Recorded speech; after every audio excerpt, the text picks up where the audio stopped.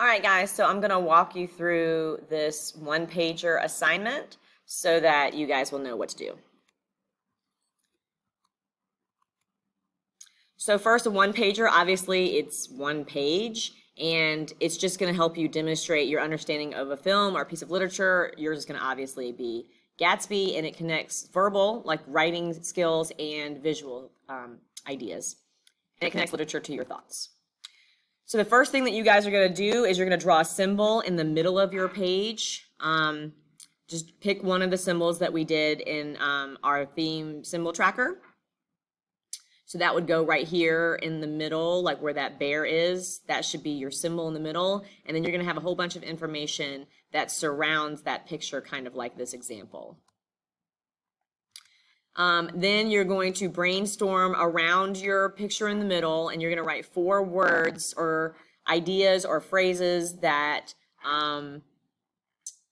remind you of the symbol or have something to do with the symbol. Then you need to create a border around your paper. So just have an outer section that is defined, and at the very top of the page you should write one of the themes, choose a theme. Define the theme, and then on each border, each side, down the right side, the bottom, and down the left side, give me at least 3 places where that theme can be seen in the movie. So like this one, you can see it has stuff written at the top, written down the right side, written down the bottom, and written down the left side. And you have something in the center, because we're going to, obviously have something in the center of ours. Especially notice how there is nothing that's not colored. Like everything in the one pager has been colored. The font is in color. The pictures are in color. Even the background that's not used is colored. You're going to need to make sure that you do that.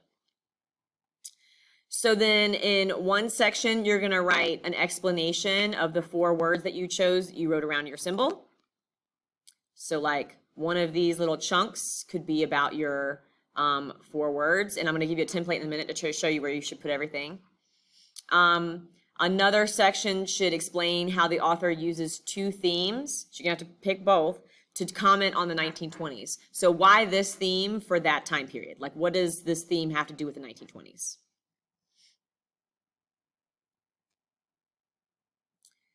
Another section you're going to write, this is going to be written, you're going to discuss, like in a paragraph, choose one symbol and tell me 3 locations where it's seen, and then connect that symbol to one of the themes. What is one place where that symbol is seen attached to themes? And at the bottom here, it's showing you how many sentences each paragraph should be. So like this one has little chunks of paragraphs. Each of these things that I'm asking you to write should be like that. Notice there's no white space. Everything is colored and visually interesting. And then finally, you need to make a personal connection to one of the character symbols or themes in the movie. So a character, a symbol, a theme, tell me something about it that it reminds you of, something about your life personally, a character trait, a personality thing, a movie that you've seen, a character that you read about in another book. You just make a personal connection. And that's only going to be a couple sentences. So everything needs to be in color, but make sure that it's clear and easy to read. Don't write anything on the back, because on the back you should have your rubric and it should take up the entire page. Do make sure that your name is on the back. So I'm going to give you a little template. This is what it should look like. This is also in its learning, but you have your symbol in the middle, your words that relate to the symbol. You have your theme at the top, then a place where you see the theme, place where you see the theme, place where you see the theme all around the sides.